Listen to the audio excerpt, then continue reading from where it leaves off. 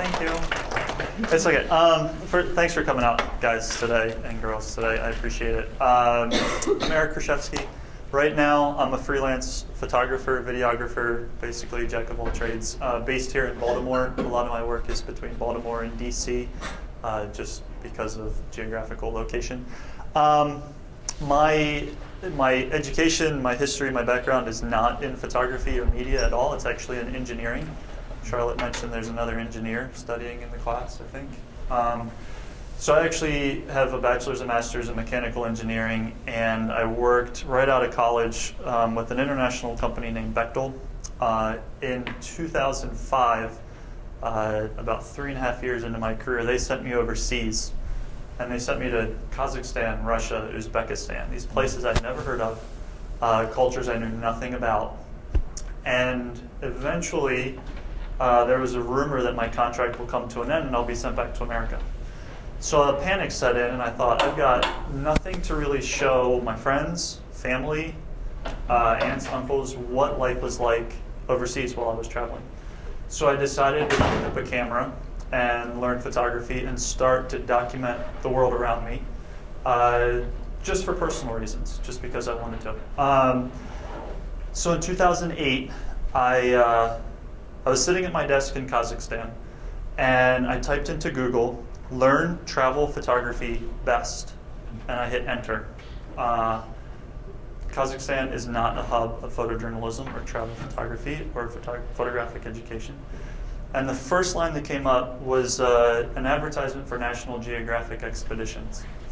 So in November '08, I traveled to India with National Geographic, and I learned photography from 3 contract photographers with Nat Geo magazine: Steve Winter, Sharon Geinup, and Nevada Weir. And that was the beginning of my interest, and thus falling in love with photography. I started day one. I bought a camera, a Nikon D80. I didn't know what ISO meant. I didn't know what aperture meant. I had no clue. And for literally 20 hours a day, I just absorbed as much as I could from these 3 photographers. On day 5 of the trip, I made this image, which was just a wonderful experience at a fort in India. I came home back to Kazakhstan after 18 days in India, and I did an edit, and I sent this edit to these 3 photographers. They have probably 75 years between them in education and experience. And one of them said, "You should submit this to a contest, put it out there." So I submitted it to National Geographic. There was a photo contest, and it won the grand prize. And the grand prize was a trip for 2 to Alaska with National Geographic again. So I went to Alaska. I'm still an engineer at the time, and I'm just taking time away, using my vacation time away from engineering, just doing what I love to do. I just wanted to photograph. And it was really travel photography. I hadn't really gotten into storytelling or documentary stuff. This is just kind of how I've evolved. And I went to Alaska and I made this image and came home, did an edit. It worked before, why not try it again? I sent it to those photographers, they helped me. And I submitted this image and it won several international competitions, awards. Eventually, it afforded me the opportunity to go to Cuba with National Geographic, where I made this image. Still an engineer, still just doing this kind of night and weekend thing, the weekend warrior. And as I would go on these trips, I would send it out to people, and they'd say, "Hey, you're doing okay, you're doing pretty good. Have you ever thought about making this a career?" So I was curious about that. I continued to photograph, mostly travel, and I submitted that Cuba image to National Geographic Photo Contest, and it won the grand prize, a trip for 2 to Ecuador and the Galapagos. So still an engineer, still traveling, still photographing. But over this time, I've started to develop a relationship with National Geographic, the editors, the expeditions team, the travel team, other photographers, but more importantly, just getting out in the world and doing what I love to do. No one was paying me to make these images. No one was paying me to go there. No one was part of my education. It was my own self-interest. So if you're doing what you love to do and telling the stories you love to tell, there's more passion in it, there's more interest in it, and usually the audience can see that on the other end. So eventually, I started to get interested in cultures. So it started with travel. I'm in Kazakhstan, Uzbekistan, I'm in Georgia, I'm in Cuba, I'm in all these different places, and I started to look at cultures. Bechtel, the engineering company, eventually sent me back to America in 2010. And they sent me to this little podunk town in Washington State, middle of the desert on the eastern side. And I came across my first rodeo ever. I'm kind of a city boy, grew up in Baltimore. So these other cultures started to fascinate me. Native American rodeo. I'd go to podunk towns where they didn't care that some photographer comes in with a big lens and a big body and just sticks it in their face. They literally would throw me into the ring with the bulls. They didn't care. It's like, dude, go, have fun. Again, I was just having fun with this. And I was still in love with it for year after year. And it was the culture, the interesting culture that drove me. This is in Pendleton, Oregon, a small town of, I think, 16,000. But when the rodeo comes to town, it grows tenfold. I think between 120 and 150,000 people. I'd photographed rodeo for about a year and a half, followed cowboys around and Native Americans. So from travel led me to culture. While in Washington State, I went to the fairgrounds. The carnival came to town. Again, this is its own little culture, the carnival culture. We've all heard it. Small town America, it's a big deal. And a mutual friend of mine from the engineering company knew one of the carnival owners and said, hey, have you ever thought about photographing a carnival and doing all this kind of stuff? And so I thought about it, and eventually I became a carnival worker. I resigned from engineering in, it was March 2012, so that I could become a carnival worker, to immerse myself in a culture that I didn't know about. I was curious. So this is all curiosity and just doing what I love to do. I became a truck driver. I worked 2 days a week for the carnival, which allowed me 5 days to just be amongst the workers and photograph them. So an immersion project like that takes some time. They look at me as an outsider. I come in as kind of a white-collar guy coming into a blue-collar world. But this is their home, basically. Tent, camper, family, grandmother, mother, daughter. So again, travel led me to culture, curiosity. Eventually I resigned from engineering. So I've been photographing professionally now for just under 2 years. Eventually, doing just the travel stuff, I always felt like I was there, I saw a glimpse, and I left. I never really felt rooted, I never really felt connected. I didn't have that bond with a particular subject. So I wanted to experiment with that. I did it with the carnival. Another thing I wanted to do, just to be able to develop myself as a freelancer, was to tell stories with pictures. So you probably all heard of the earthquake that happened in Haiti in 2010. A year after the earthquake, I went there just on my own, spent 3 weeks in a small village that was trying to revitalize itself. And I photographed for those 3 weeks, just trying to tell the story of what life was like versus what life has become and how people are making that transition. So these are some of the images captured from Haiti. This was the village that was on top of a mountain range about 13 miles outside of Port-au-Prince, which is where the most damage had happened. But I wanted to show some hope in the revitalization, and I also wanted to show the despair contrasted the previous image. And then I was looking for images like this where I could contrast the two within one image itself. So I started to see this kind of progression here: travel to culture, to documentary work, to news. Could I have gone and done this right after the earthquake happened? Then probably not. Now I'd feel more comfortable to do that because I put myself in that place specifically. Eric, go on your own accord, do it for 3 weeks. Now, if some editor or a paper or magazine said, hey, can you go and shoot for 2 weeks in Haiti and bring back a story? Because of that experience I feel like I can do that now, being a freelancer.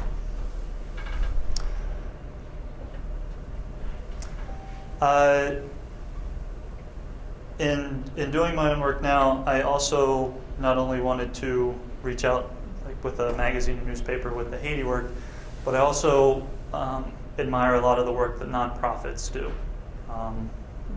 So I started marketing myself to the nonprofit world, and there's a small company in the Midwest that does work in Africa: water wells, rehabilitation, repairs, installation. So I got in contact with them. I showed them the previous work, portfolio from Haiti, portfolio from the carnival, and I said, hey, I can go with you guys. Images speak 1,000 words. You can use it for marketing. You can use it for fundraising. You can use it for your brochure, whatever you want. Give me access. Let me come with you. Let me tell the story of what you're doing. And I started marketing my vision and my imagery to these nonprofits. And in November 2012, I went to Mozambique, and I traveled for 2 weeks with a team from the nonprofit from the Midwest. We all flew over. We met there. I'd never seen these guys in my life. We talked on the phone maybe twice, and you just kind of put your faith out there. You meet, a truck picks you up, and off you go into the middle of nowhere to photograph. This is an example of just some of the work that they were doing. They're teaching the locals to give them ownership of the repairs, the knowledge, the maintenance, the operation, so that they could do everything on the ground. If the nonprofit company always has to come in and do the work, then there's a lag time. There's a larger financial burden on the nonprofit as opposed to giving somebody on the ground ownership to do everything. So that was their approach. Something else I do is I lead photo tours, photo expeditions. So I have this huge library of photography from when I was traveling to Cuba, Alaska, Kazakhstan, and Georgia, and all of these places. So how can I put this together to use? So I started sending those images to like expedition companies, and I got hired by an American company who's based in Africa to come and teach in Morocco. So for 14 days, I go over to Morocco, a group travels with me, and I teach them photography. And these are some of the images just along the way that I captured while just teaching. It's just being amongst the culture. There's that common thread again. So now, this was a recent trip that I did, just a personal trip. So with National Geographic, there's an opportunity for a stock collection, an image collection. They have millions of images, and they market those throughout the world. So my own personal trips, I go and I photograph. I always have a camera with me regardless of where I go.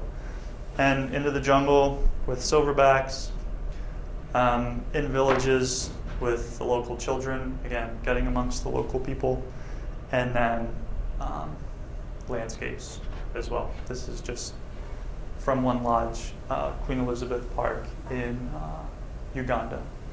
So just another facet. In the documentary realm, I'm going to talk about two pieces. So all of this previous leads me to kind of where I am today and what I do today, week to week. So I learned a while back that there is a story that can happen literally any minute. I attended a workshop with Magnum Photos in Toronto. This was when I was an engineer. And the goal was to show up in Toronto and have an idea of a story that you want to tell in 3 days. Come into Toronto, having never been there, and develop a story in 3 days. I had no clue what I was going to do. I'd never been to Toronto. I thought I was going to do a conceptual story on how to photograph the senses, smell, touch, taste, without being very just bland about it. Be poetic about it. So one day I'm sitting on a bench in the city center, bless you, and I'm contemplating, how do I photograph touch? How in the world do I photograph touch? I look up, and across 6 lanes of traffic, I see this girl walking by, and I notice she doesn't have hands. So I get up, I run across the street, I follow her into a building, up 2 flights of escalators, I tap her on the shoulder, and I introduce myself. I tell her why I'm in Toronto, and I said, I really want to do this story. I hate to say it, but I love to say it, that you're the perfect candidate, the perfect subject for me to photograph the idea of touch. And she said, okay, but I'm going to a movie right now, can we do it tomorrow? And I said, sure. So we met the next day, just like that, follow a girl. Now imagine someone coming up to you, walking into class, walking into Starbucks, wherever you're going, and saying, I want to photograph your life, or your story, or your day-to-day. How would you respond? This girl had enough courage and confidence to say, sure. So the next day I spent about 3 hours with her. I made a series of images that I presented at the workshop that then went on to be published by international publications. And it was the first story that I really wanted to tell. After I got to know Courtney, her name, I left Toronto, but I said, I'm going to come back and I want to tell your whole story. And again, she said, okay. She had enough kind of faith and trust in me to come back and do it. So this is what I did. Does this sound? So literally a story walked across right in front of me, and I didn't realize that a year later I would go back and spend 5 weeks with Courtney, a week in Sarnia, a week in Windsor, or maybe 3 days in Windsor with her parents, and she let me in. I could crash at her place, I could hang out with her cat, I could go with her to work. She's a freelance writer, by the way, which absolutely blew me away. So there's a story everywhere. Each one of you has a story. I have a story. Just how you want to tell it, which ones you want to dedicate your time to, which ones interest you, which ones drive you. That's for you to decide. Courtney made an impression on me right from the moment I met her, so I wanted to dedicate that time and try and do my best to give, some kind of profound voice to her and her story. So ultimately, I would love to go back and do more. The story is much deeper than Courtney, obviously, with what's going on there. So it's just a matter of me finding the time and resources to get back. The production of all that I did, it was just myself doing photo, video, audio editing. So a lot of publications these days are expecting that of freelancers to go in and say, shoot video today, shoot photo tomorrow, get B-roll on the 3rd day, or sometimes do it all in 1 day. So being adept at and very proficient at all of those realms, at least in my position as a freelancer, is very important. So depending on where you're going to be in your careers, just keep in mind proficiency in each of those, whether it's excelling in one or being a jack of all trades for all of them can help you advance career-wise. So eventually, after hanging out with Courtney for 5 weeks, being a carny for 2.5 months, I came back to Baltimore at the end of September 2012. Is that about right? 2012? And I was sitting at the dinner table, having dinner with my parents, and the news came on, and it said this little blip, it was about 35 seconds, that Sparrows Point, a a steel mill in southeast Baltimore, which had been in operation for over 120 years, had closed, and about 2,000 people lost their jobs. And I was watching the news, and I thought, 35 seconds for 2,000 people who lost their jobs in this legacy of 120 plus years, and they only get 35 seconds? I thought, there's a bigger story here. There's the individuals who are there, there's the landscape, there's the economy, and it's just deserving of more than 35 seconds. My family grew up in the area. My mom grew up in Essex. Her father was blue-collar worker, plumber, pipe fitter, did work around that area for all of his life, for decades. So it kind of hit home to me, just because I grew up there as well. So one day, I decided to do research. I was now in my freelance career in Baltimore, and I thought, this is a story I want to tell. This is something I want to dedicate my free time to. And I think it's interesting. Not everybody does, that's fine, no problem.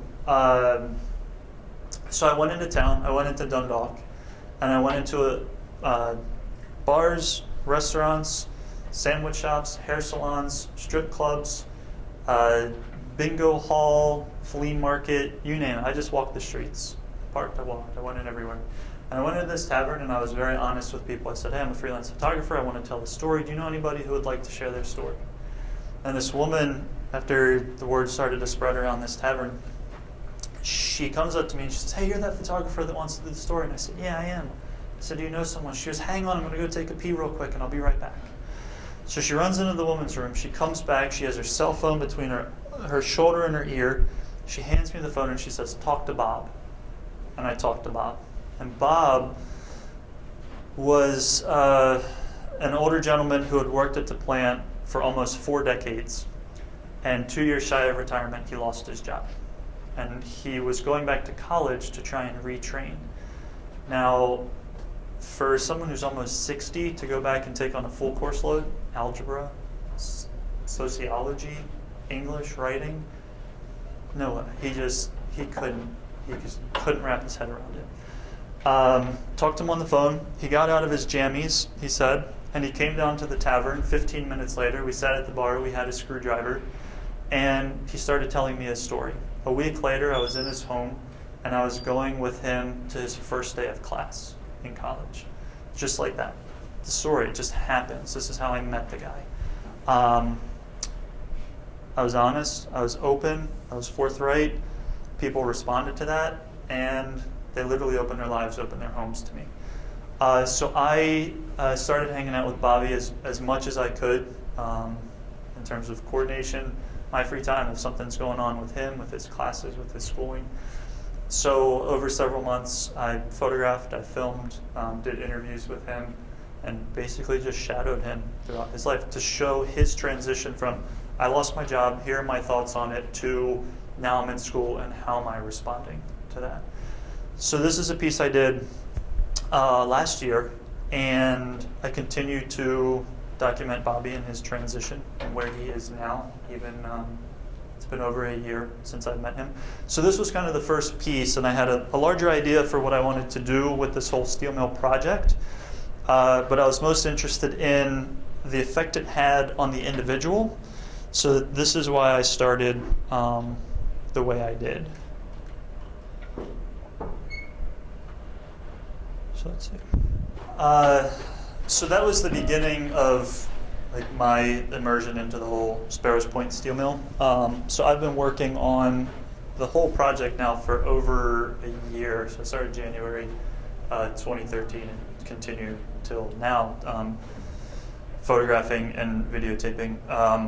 There were 2,000 people who lost their jobs. Bobby's one. There are 1,990 more stories like this, all in different shapes and sizes. So in approaching this type of story, I told you how I met Bobby. I get into the community. I meet other folks who are doing similar things, like Bill, Michelle Stefano, Deborah, who's also here at UMBC. I get in with the Union Hall. They have this whole community of retired steelworkers, as well as current steelworkers who are now going through transitions like Bobby. I get into well, I try and get into the plant itself. I was able to get in once. I get above the plant through air or airplane or helicopter. And I'm also doing a longer version of Bobby's story right now. He has made it into this building maintenance program. He should graduate in June. I hope I can photograph him in his cap and gown as he's graduating and going on to a different life, a different path. There are 2 other stories I'm doing similar to Bobby. One I can talk about, which is out there, a woman whose husband committed suicide after losing his job. I've been documenting her life and her transition through her eyes and her voice of what happened with her husband. So it has a huge impact. Someone loses their job, they get 35 seconds on TV, but for her, it completely changes her life. So final product, what will it be like? I don't know, I have ideas, but so it's already kind of 15 months into work, and I probably have maybe 15 months more. So we'll see how it goes. But it really just starts with 1, being curious, and 2, having an interest and a passion in it, and then just going out, talking, asking people, and just being in the community and making time for it. So I know I met Bill in November. I think it was the first time when we met some of the other folks who were doing their own projects and their own interest, their own voice, their own medium. And so we kind of hit it off because we both work with photo and multimedia and such. So thank you for having me here today. So I just want to open up to any questions about what I do, how I shoot, what camera I use, how I get work, anything. I'll talk anything that you want. Sure. Kind of like the whole beginning stages. If you weren't an engineer before, would you still been able to support yourself financially, kind of like traveling to different places, or was kind of being an engineer kind of allowed that? Being an engineer allowed that. So I guess my question would be, someone who isn't an engineer, how do you think they would start off with something like that, not being able to? Do you want to do travel photography? Do you want to do expeditions? Do you want to teach? Yeah. So it's really, the way I would answer that and advise that is, if you want to do a particular thing after you graduate, if you want to do long-term documentaries, start one now. If you want to lead expeditions around the world, I don't know, hop on the back of someone's pickup truck and do it. The engineering career afforded me the opportunity. I worked with an international company. They handed me a plane ticket and they said, we need you in Turkey.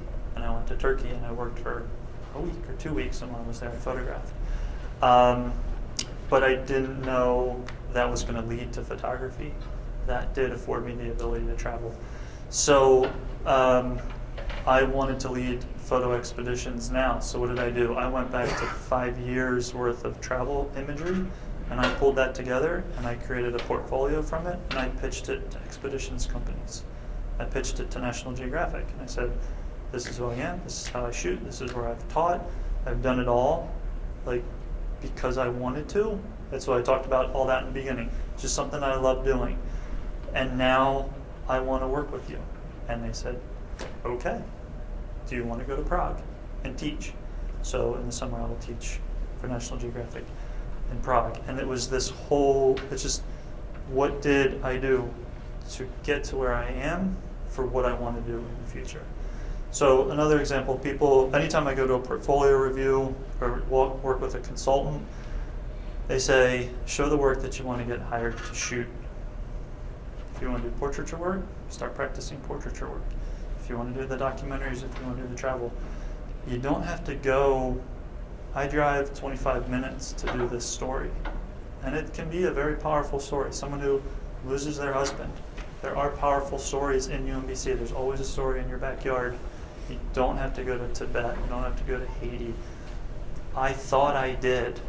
When I was young, when I was an engineer, oh, the news is in Haiti, I have to go.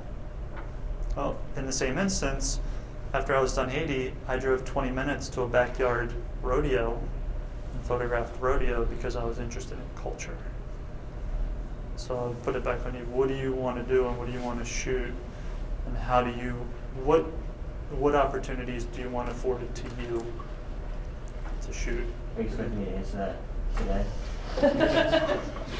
It doesn't have to be about me, but I don't know, something along those lines, I'll see. Yeah. But it's something to think about. Yeah. If someone in here is a senior and I said, how do you plan on making a living with your camera or your AV equipment or your imagery or your films? Do you have an answer? So this entire time I was an engineer I planned my resignation for about 2.5 years. So what was my end in sight? Was to be on my own, to be able to create for myself. So I wasn't working for another company, I was working for myself.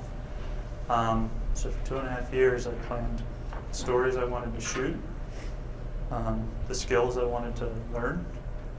How do I do video? How do I edit? I didn't know any of that.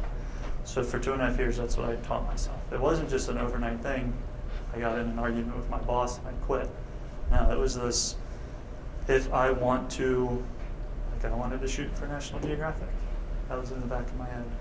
I wanted to lead a trip with National Geographic because that's how I learned. So that first influence, traveling to India with Nat Geo, really influenced and set that foundation for me for where I wanted to go. So those influences for you, what you love to shoot, what really gets you motivated, I think should play a part in your everyday work. So you love it.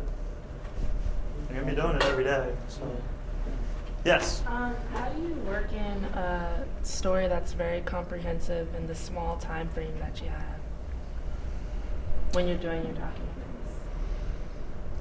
documentaries? Like something. Like with the 2 examples you showed us tonight, those were for the small time span that we saw. Like we were able to get the beginning, kind of the middle, and the end. We were able to see the purpose and the point of what you wanted to say, but also what your subject needed to say. And for the class that I'm in, the intercultural video production class, that's like something that I'm just kind of like struggling with, how to really get, I guess, a purposeful story in with the time. Like we only have like 5 minutes to get something in there that has meaning and purpose and gets a message across that's strong. So how do you do that in the time span that you showed us? Are you able to go back with your subject on your own time? Yeah. On a Saturday or Sunday after school? That's what I highly recommend. With Bobby, I'd literally spend 7 hours with him in a day. I'll talk first with Courtney. I was in Toronto for just under 5 weeks, about 5 weeks time. And almost, I'd say every other day, I was spending time with Courtney. That's why I'm in Toronto. If I had downtime, if she was busy or didn't want me around, okay, then I would just do something outside, walk around Toronto and shoot cityscape. But it was always making that time for it. And in order to get someone to really open up and to get close and to get them to give you their heart and their story from their voice and their perspective, it's going to take way more than 5 minutes. So use those 5 minutes. Be open with them. Tell them where you want to go with the story, how you see it developing. But make more time. Like to get imagery with the carnival, I spent 2.5 months, and I don't think I was really in until about week 6 or 7. The first week I barely photographed. It was really just developing the relationships, seeing the ebb and flow. Are there like emotions? Are there headaches? Or like what's going on? With Bobby, the first day I didn't shoot. The second day we went to the steel mill, and I took my camera and I photographed him. And he was so uncomfortable. He'd always turn. But by day 4, he's shaving, and I'm 6 inches from his, whatever you call that, goatee, Fu Manchu thing. And it's like, yeah, so it's more than 5 minutes. Bobby, I probably photographed him from beginning of January to the end of March for that piece that I showed, periodically. And I still go back. I call him up, hey Bob, what are you doing? He calls me up, hey, come over, meet my new girlfriend. And so it's like a buddy, but I come in and I'm photographing him eating Oreo cookies and hanging out with his girlfriend now. And then I'm in the trade school where he's going to school right now, and they've let me in. So to tell the whole story, you need to be in all of these different, you need to be a shadow. Sure. And then when you're going in and you're having these conversations with them, do you at any point kind of guide the conversation to the point of your documentary, or do you just kind of say from the start, this is what I want to say, or this is what I want to film, and then leave it up to them and eventually bring you back to that place? During a sit-down interview, I'll ask questions. So I call it the talking head, where you saw Bobby just sitting there on the couch talking. That was something where I had a camera, I put it on a tripod, he was mic'd, he knew he was being recorded. It's like, okay, we're gonna do an interview. And in my head, I had, I don't know, maybe 10 questions that I wanted to ask him. But those 10 questions, I think, lasted 90 minutes. Because he's just talking. He's talking about his experience. Sometimes he's happy, sometimes he's sad. And then all the other times, it's just, I'm a fly on the wall. Like, all of that, the quick editing with all of the algebra work, I'm just sitting next to him. We're at a dining room table, and I'm just sitting next to him, and it's rolling. And this is just his frustrations happening. So it's not me really guiding it at all unless I have those 10 questions in an interview. It's just, I'm with him throughout those 7 days, or 7 hours in that one day. And if he's happy, I shoot it. If he's sad, I shoot it. If he's combing his hair, I shoot it. And then it's what material put together is going to adequately tell his story as he's portrayed it to me. Now he's completely different. He's happy-go-lucky, he's fine, he's jovial, but the time I was photographing him in school, he was a nervous wreck. And that was his struggle and his kind of his stress for going back to class. So that's what I wanted to show. It has an impact. I wanted to show that losing his job and going through that transition is impactful. It's not just a little blip, oh, I lost my job. So, sure. It seems to me that there's a big difference in Courtney's story, in her presentation, and then Bob's presentation. With Courtney, it appears as though you let her story speak for itself to some degree. And as a photographer, when do you decide to do that? How do you determine, okay, this person just by presentation will do it, versus Bob, like I said, it's a different dynamic. The steel mill closed, there's a build-up.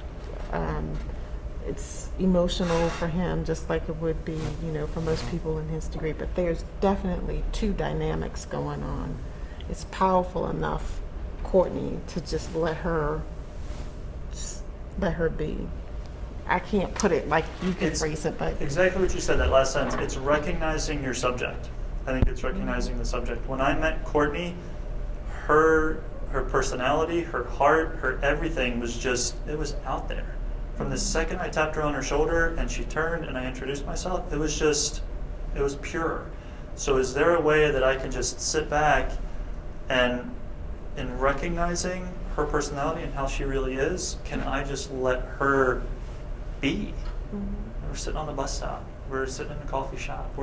So with that one, there was very little direction, interview. It was just us being. We'd sit on the couch. A lot of the conversation where she's talking about, and then also with her mother and father, we're sitting around the dinner table. And they're just sharing. The family was so tight-knit, and she is a writer. She's also an aspiring comedian. So she just has this presence about her. So recognizing that in your subject and just let it flow. Let it kind of stand back. Hey, she does the work. Her personality, that beginning scene where she's doing rock, paper, scissors, you can't script that. It just happens while we're having dinner and drinking a glass of wine. So she has that. With Bobby, he's also a character in himself. His mumblings, his aggravation, his frustrations. But there's a larger context to it. I knew going in with Courtney, I only allocated 6 weeks. I had to leave a week early. So I couldn't get into a lot of the research I wanted to in terms of Sarnia and the petrochemical industry, because that's another huge, it's just a huge, like the steel mill. It's a huge story. And again, I only had, like you had 5 minutes, well I had 5 weeks, and that's what I was able to produce. I would love to go back, I want to go back and do more. So it's just recognize the subject and recognizes the story. For Courtney, it kind of became a personal profile piece on her, her voice and the impact that the industry had on her, but that could be a full documentary with more subjects and more researchers and the science behind it and more landscape stuff. But it was just interesting, like I said, how you just build her and not the bigger story. And I was just wondering why you chose to do that and not delve into the big story, but her presentation was powerful enough by itself. After I left Toronto the first time when I first met her, when I left, I just said, I want to come back and tell your story. Because we had coffee, I showed her a couple of the images that I made during the workshop with Magnum. I said, I want to come back and tell your story. And it was, so I was being true to my word. A year later, I went back, and that's when I did those 5 weeks with her. I didn't say to her, I want to come in and I want to pin so many companies for dumping petrochemical into the water. I didn't do that. I said, you're fascinating to me. You've made an impact on me, on how I see people, the world, the environment, everything. So would you let me in? And she did. So that's kind of the promise that I made to her, and she allowed me to do that. So any other questions? Someone's saying, yeah, sure. Yeah, I wanted to know, how is it that you're able to stay calm within the rush of everything that's going on around you when you're taking those action shots? So for instance, when you were at the rodeo and you're in the ring with the bull, how are you able to stay calm while still capturing? Nah. You're not in the ring? I'm not.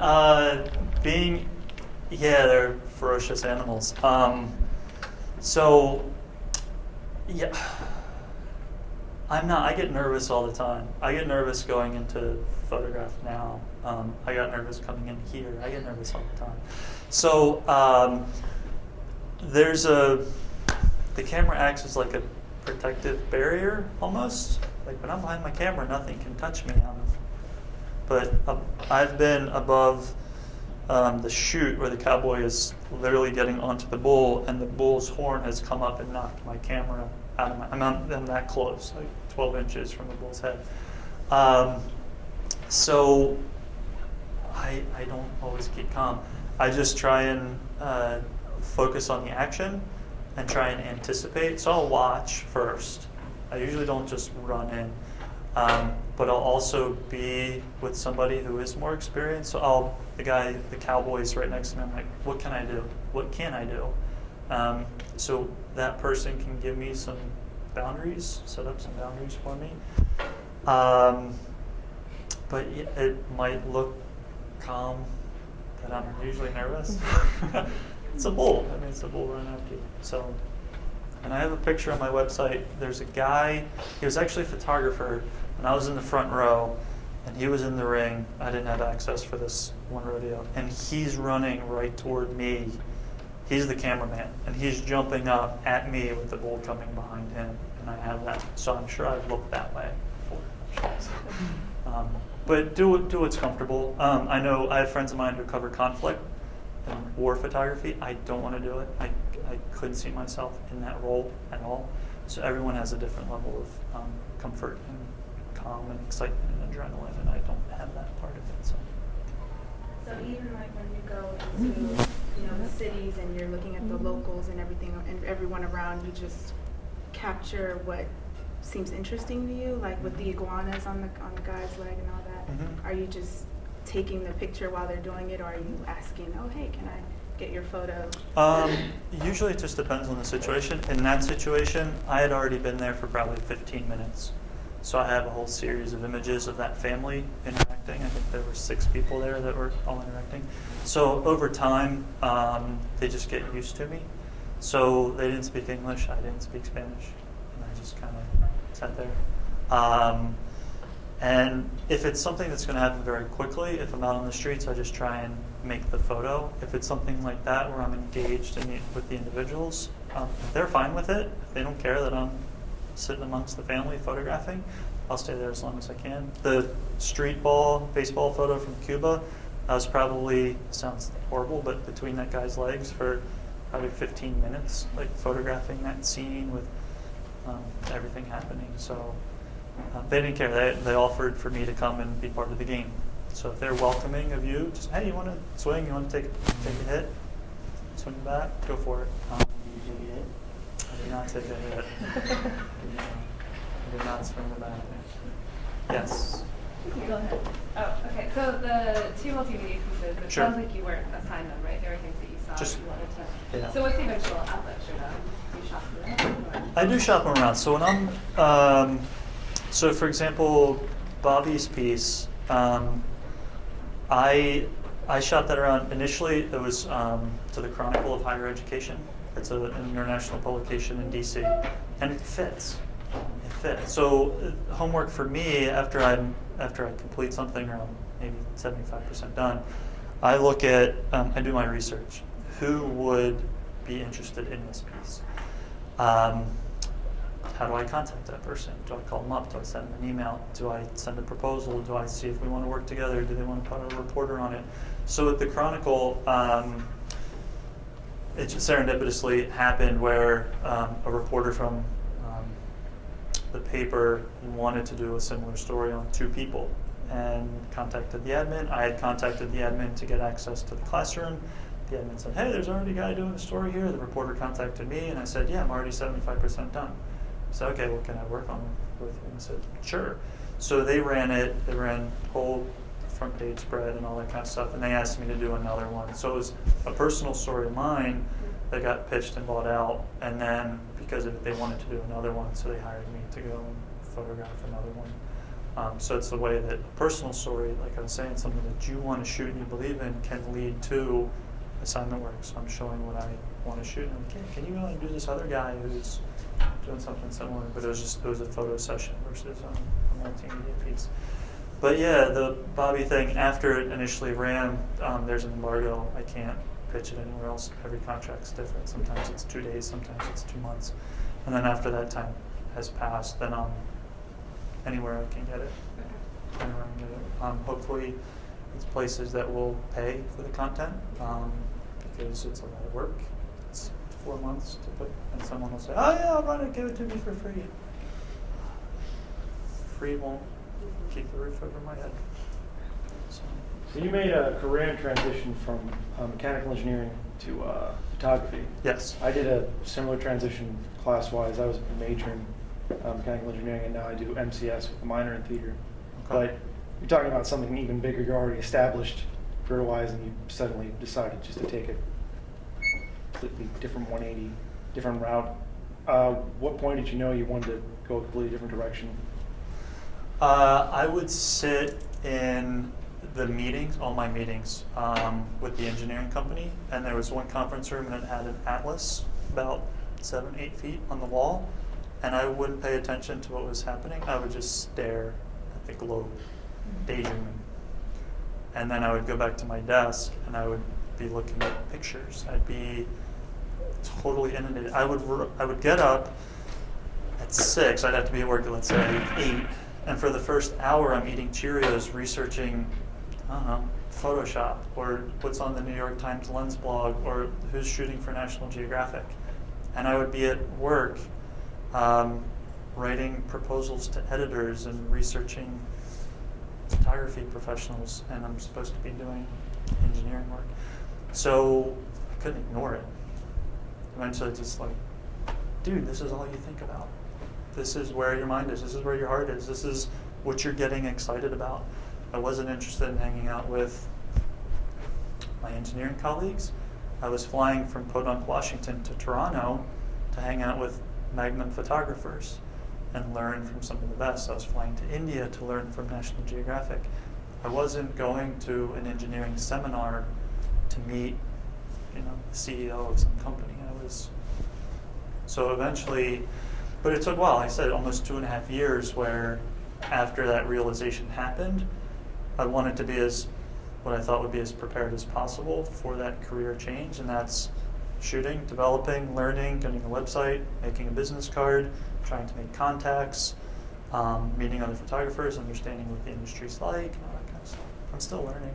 I certainly don't have all the answers, but it was just, where's my heart, where's my mind, where's my focus?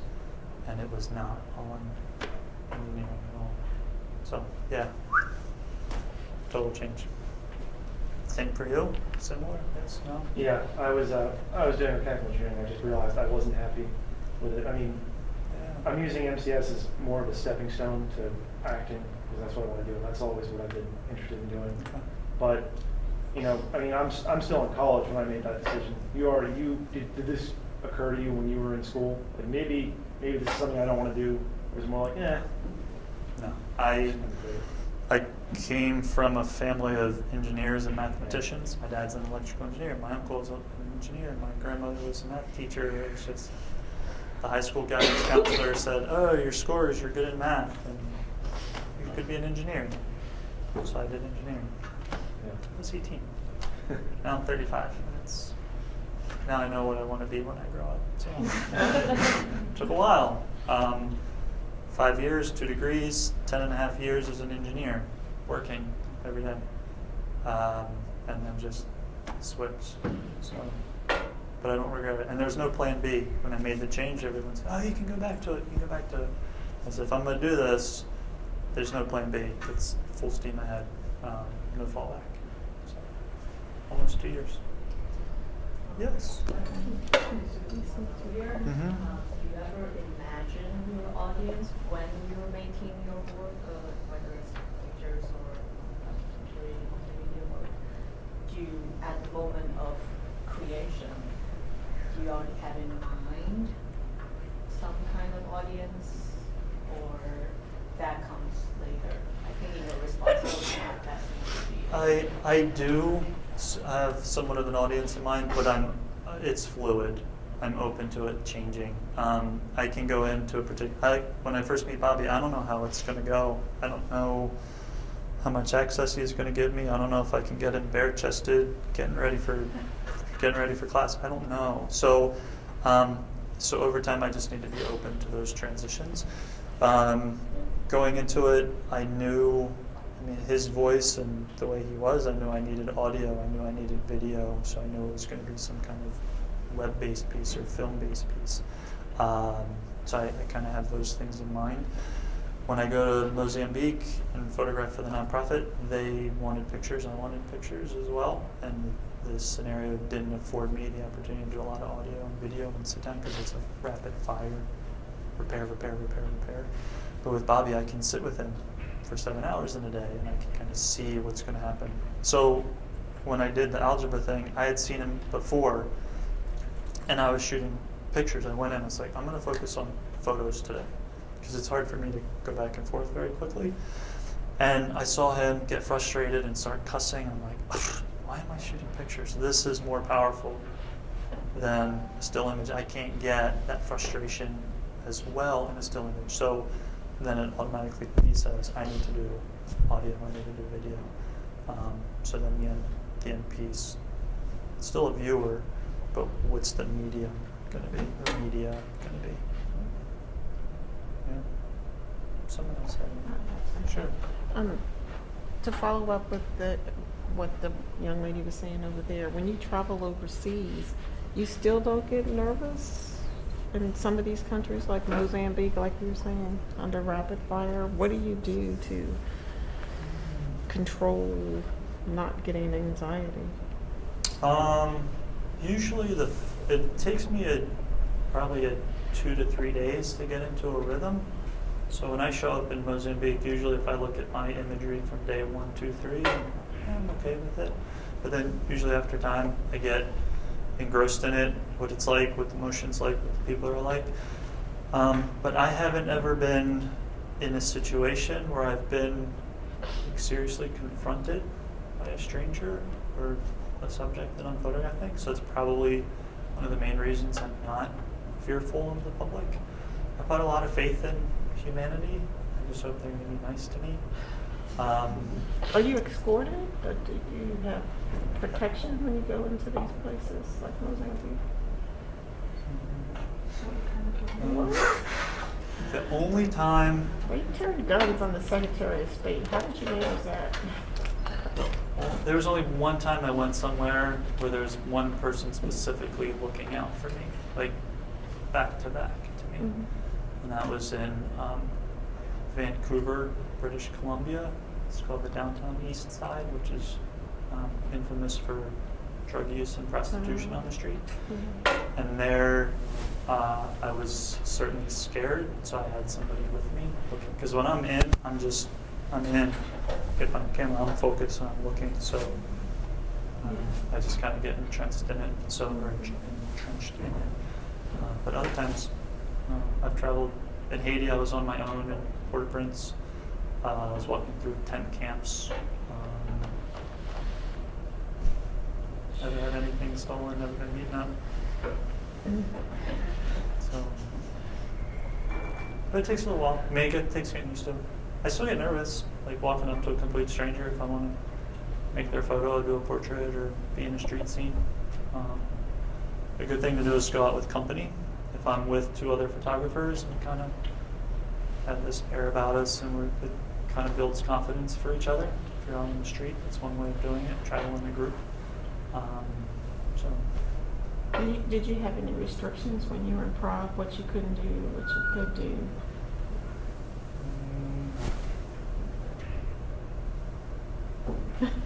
I'm trying to think. They shoot you on the spot. I mean, like the steel mill, so I can get only so close to the steel mill right now.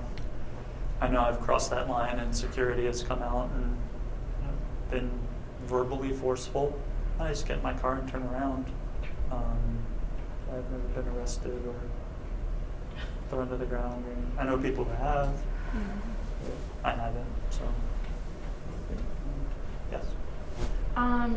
So similar to what the gentleman earlier said about using his MCS major to help him, support him in theater, I kind of have the same goals. I want to get into film, but I kind of see my MCS degree as helping me support me while I try to pursue that. But at the same time, I'm very interested in doing documentary work. And even on the journalistic side, doing video production.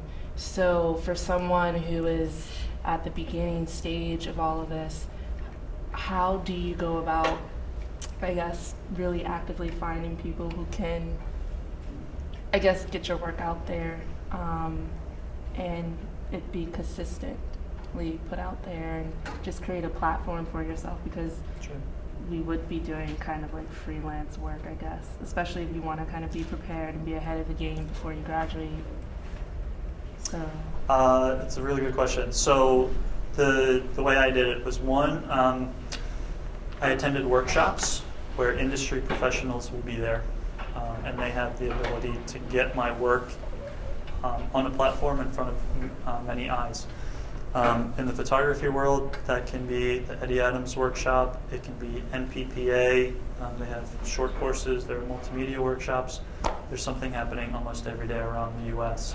Some are better than others. So those kind of networking opportunities. Going to a workshop, you can have access to maybe 100 industry professionals. ABC, CBS, Nat Geo, USA Today, Denver Post, Chicago Tribune. In my world, those kind of networking opportunities are invaluable because in a 1 day, 2 day, 3 day time period, I can literally reach out to 100 folks that can get my work in front of millions. If like a film of yours, a short film is published by National Geographic, I don't know, tens of millions are probably going to see it, as opposed to someone who's a friend who's just posting it on their blog, and maybe a small community is going to see it. There are happy hours all the time where if you're in the particular industry, they will set up happy hours, the professional industry. So NPPA has them, ASNP has them, APA, they all have these. Usually it's once a month, sometimes more. A lot of times there are talks that happen, lecture series. You can go to those, and those are sometimes attended by professionals as well. And then do your own research. I spend probably every day 20 to 30 minutes of my day is researching outlets that I don't know. Like when I finished Courtney's, I went to Toronto, Sarnia, Canada, environmental places, so people I'd never reached out to.